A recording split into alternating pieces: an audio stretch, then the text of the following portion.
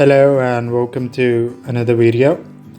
Gold hit an all-time high above 2450 in May. However, it has retraced more than 5% since then.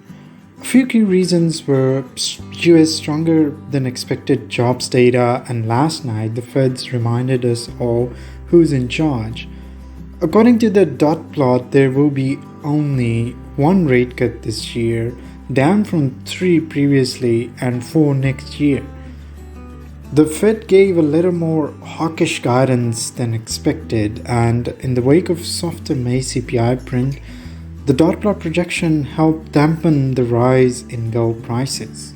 So I think gold prices will come down given the Fed maintains its cautious approach.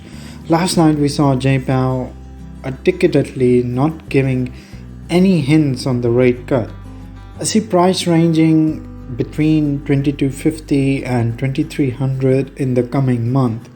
If we do get consistent softer CPI reports and the unemployment rate edging higher, it will allow the Fed to cut rates in September.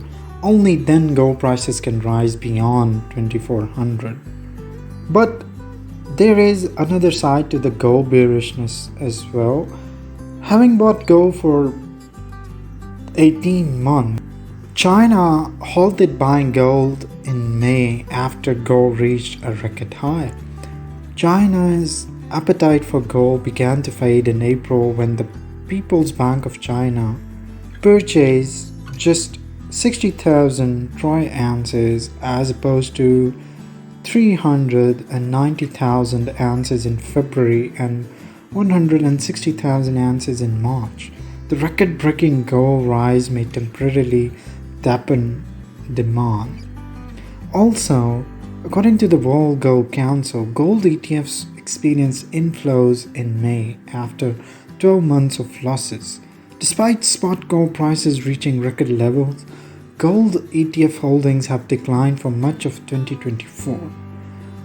So, with all these factors coming into play, I think there's a strong case for weaker gold in the coming month. I hope you liked this video, and if you do have any questions, do let me know in the comments below.